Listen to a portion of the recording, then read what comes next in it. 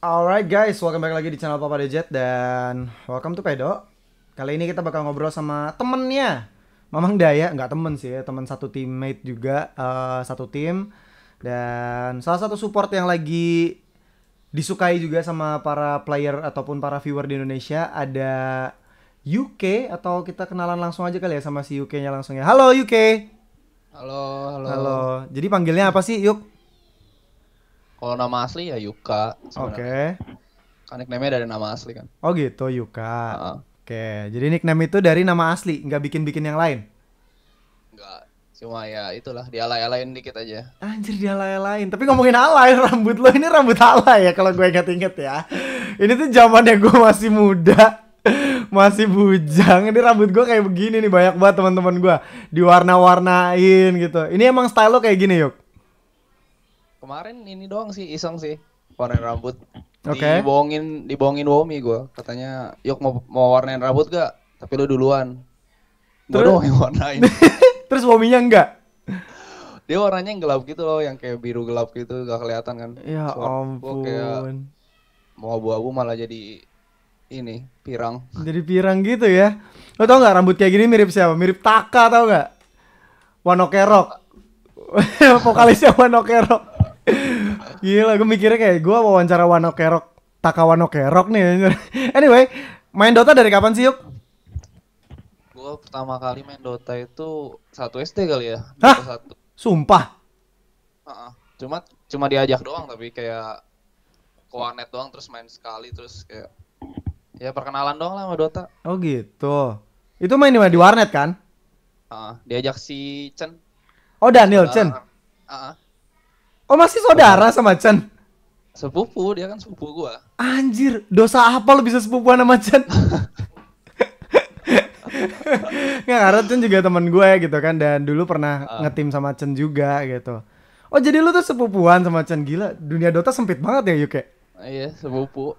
Oke. Nah, apa namanya? Kalau ngelihat dari yang sekarang kan lu bisa dibilang sudah cukup sukses nih, Yuk, di dunia Dota. Menurut lu udah sukses belum sih lo, Yuk? Enggak lah, jauh banget. Jauh Masih ya? biasa banget. Masih biasa. Tapi kalau ngelihat kan orang jadi tahu UK nih sekarang salah satu support player di Indonesia, main di Army Genesis, dan Army Genesis lagi main di divisi season 1 ya. Lower division, betul? Betul. Nah, lo sendiri sebelum di Army Genesis kan barengan sama Mamang Daya juga ya? Iya, di Orca. Di Orca juga gitu. Anyway, sekarang umur berapa sih? Sorry. Gua kelahiran 99.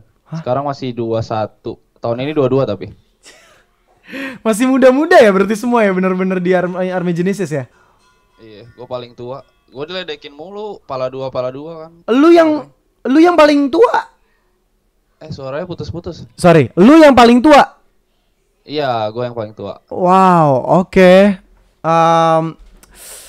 Gimana ya gue ngeliatnya ya, kalian kan masih muda-muda. Susah nggak sih nyatuin chemistry pemain-pemain muda kayak gini, Yuk? Wah, awalnya sih banyak clash sih.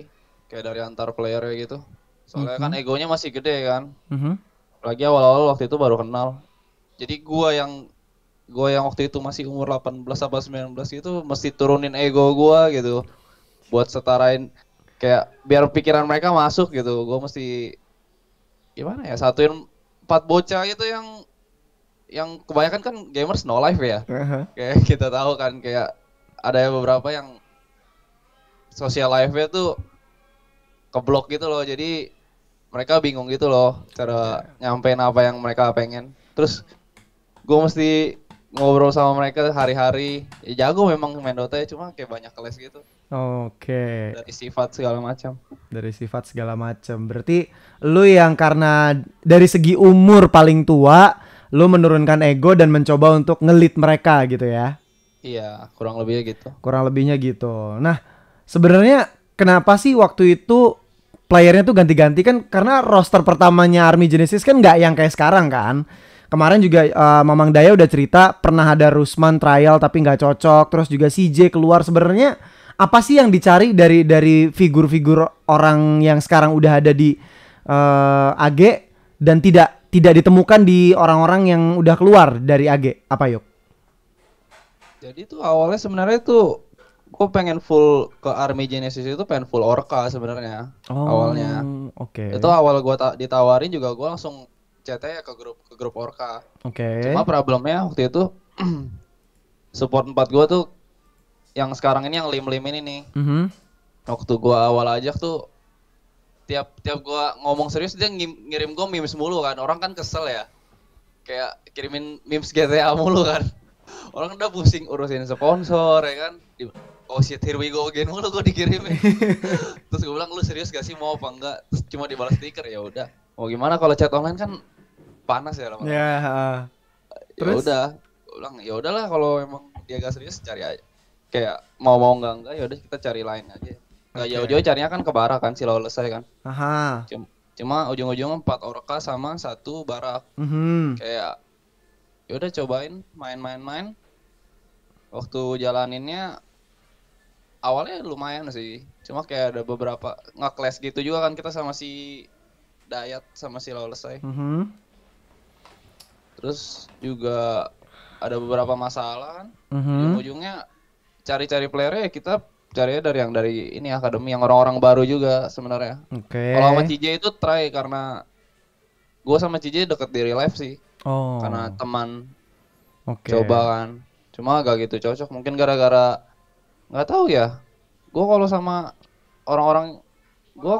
player lama kayaknya gak gitu nyambung gitu loh. Kayak sama Rusman sama CJ misalkan. Bukan dalam arti negatif ya, mungkin kayak inputnya udah beda kali dari awal. Soalnya kan gue main kan Dota baru kompetitif 2018 kan. Terus benar-benar ditabung gitu doang kan, gue kayak Orca aja gitu. Jadi kayak terlalu banyak yang mesti dilurusin sih kalau pengen nge-team. Oke. Nah, berarti memang karena tidak cocok aja lah ya gitu ya. Iya.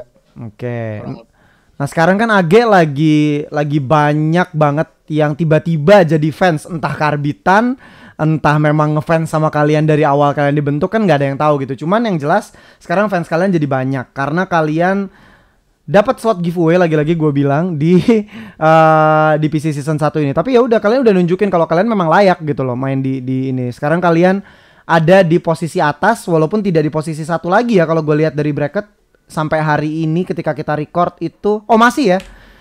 Masih di paling atas. Kalian 2-0, di bawah kalian itu Signal Ultra juga 2-0. Dan kalian kapan main lagi? Tanggal 3. Tanggal 3 ya. Tanggal 3 berarti masih cukup lama lah ya ketika kita record ini. Dan target kalian tuh sebenarnya apa sih ketika kalian kita dapat slot giveaway? Apakah kalian langsung nah udah nih manfaatin slot giveaway-nya buat sekedar main aja, atau kalian langsung targetnya adalah ya juara gitu loh? Kalau target sih gue amat gak nyampe ngomong pengen upper division gitu sih. Cuma harapan ada, cuma kayak gitu kan. Cuma ekspektasinya ya taruh di bawah aja, harapan taruh di atas. Biar kalau ekspektasi kan jatuhnya ngebebanin kan, kayak kita kalah 1 match, harusnya kita upper division nih kalau kita menang. Jatuhnya kayak ya relax aja, main aja santai. Kayak mereka orang ngomong di giveaway juga ya gak masalah. Terus kalau banyak yang puji juga gak mau terlalu dengerin. Kayak sebaliknya sih. Gak mau terlalu terpengaruh aja. Gak mau terpengaruh aja ya. Nah, dari lo sendiri gitu kan, Dota saat ini jadi makin rame. Lu mulai dikenal. Banyak streamer-streamer Dota sekarang. Bandingin sama zamannya lu waktu masih di Orca, kan jarang banget tuh yang streaming kan. Jarang banget. Lu sendiri sebenarnya streaming gak sih, Yuk? Lumayan sering. Gak terlalu sering sih. Sesuai mood. Rada kemudian. Oke. Nah, itu channelnya AG atau channel pribadi? Sempet di channel pribadi, tapi paling sering di channel AG sih. Di channel AG. Karena tuntutan apa lu pengennya memang di channel AG aja? Lebih rame di situ juga sih. Oke. Yang nonton lebih rame ya. Oke. Nah, kan banyak yang bilang nih kalau streamer Dota itu rata-rata sulit untuk membagi kayak jam ketika dia sebagai pro player dan juga sebagai streamer. Dalam artian gini, banyak yang nyerah duluan ketika gua kayaknya enakan jadi streamer gitu daripada jadi pro player, duitnya lebih banyak. Lo ngerasain itu gak sih? Enggak sih. Mungkin kalau di Dota enggak sih? Kalau Dota enggak ya? Iya, sebagai pro player bukannya kalau jadi pro player itu lebih banyak duitnya. Makanya kayak kalau kita lihat pro player luar makanya lebih jarang nge-stream gitu kan. Soalnya mereka kan ke TI itu. Prize pool-nya kan otomatis tuh kayak gede banget kan. Makanya orang Dota tuh kebalikannya mobile games gitu kan. Oke. Jadi lebih banyak yang ke pro play, ke kompetitif cuma gak ada kontennya. Soalnya tuh mereka kejarnya ya duitnya tuh di TI gitu kan. Betul. Kalau Mobile Legends sebaliknya gitu loh. Atau kayak game-game mobile gitu kan prize pool-nya gak gitu gede. Cuma dia pasarnya gede kan, makanya lebih banyak yang nge-stream gitu. Konten kreatornya lebih banyak. Iya, soalnya kan yang nonton lebih banyak kan. Kalau Dota kayak pemain-pemain kayak Nisha gitu, Ana, yang kayak pemain-pemain dunia gitu ya gak pernah nongol mukanya gitu sebagai mana ngurusin kayak gitu ya? Iya, soalnya ya mereka duitnya dari kompetisi. Oke, jadi menurut lo jadi pro player Dota tuh penting gak sih buat nge-stream juga atau punya exposure di sosial media yuk? Balik lagi ke orangnya gak sih itu? Penting apa enggak ya, subjektif. Oke. Kalau lu pengen cari nama, lu pengen branding ya bagus-bagus aja, nggak ada salahnya. Cuma ya kalau itu sampai ngeganggu diri lu sebagai koko ya. Gak apa-apa. Terus. Kalau sampai ngeganggu, kayak misalkan teammates lu mulai keganggu gitu, lu nge-stream, ya itu yang mulai jadi problem sih, ngeganggu fokus lu.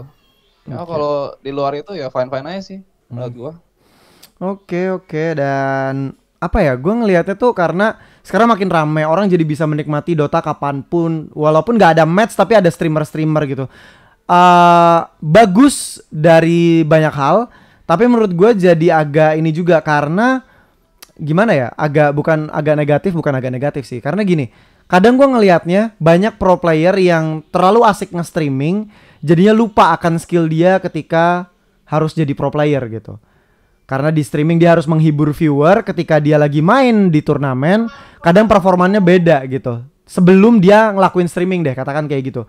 Lu punya pendapat nggak sampai sini tentang pro player di Indonesia ya? Kita ngomongin di Indonesia yang apa ya, terlalu sibuk streaming dan performance di turnamennya atau sebagai teammate lu misalkan turun, lu punya pendapat nggak? Kalau sampai player Indo, gue gak mau ini ya, takutnya nyenggol orang ya. Cuma jatuh-jatuh kan kalau streaming itu kan pasti gak fokus gak sih? Betul. Kayak lu pengen baca komen, interaksi sama penonton, itu lebih bagus sebagai konten kreator ya, kayak gitu, interaksi. Cuma kalau ininya apa, nge-YouTube-nya sambil main doang, terus moderator yang balesin komen, terus dia fokus MMR ya itu gak masalah. Kayak gue liat banyak kayak Mikoto In Your Dream gitu kan, jarang kan mereka balas komen gitu. Kayak White Moon juga, mereka MMR juga ya santai gitu. Iya, stabil, kayak gak terlalu sibukin komen gitu.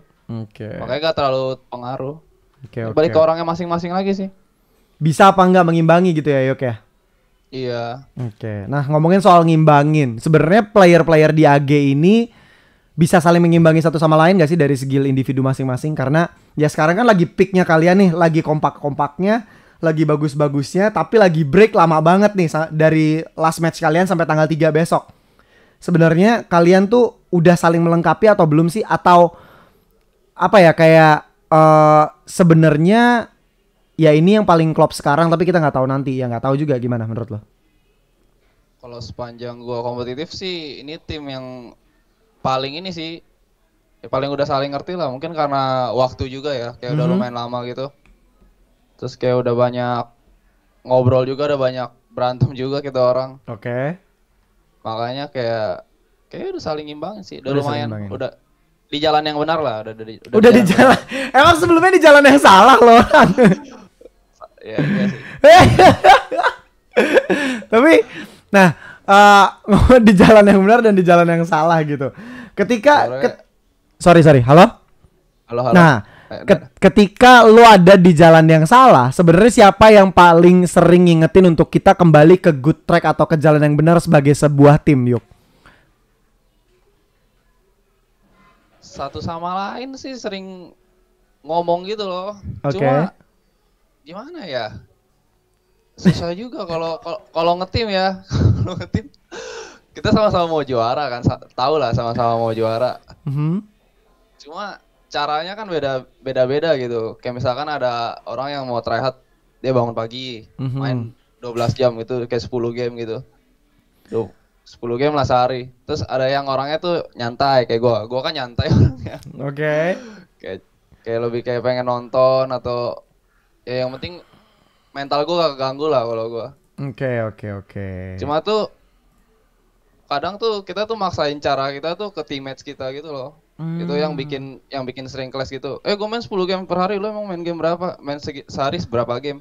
Itu yang sering kayak jadi masalah gitu loh. Ujung-ujungnya kalau udah apa ya hasilnya jelek itu nyalain hal-hal yang gak penting gitu loh. Lu sih sebelum latihan gak mandi makanya lu mainnya kayak gini. Padahal kan gak ada hubungannya kan sebenarnya.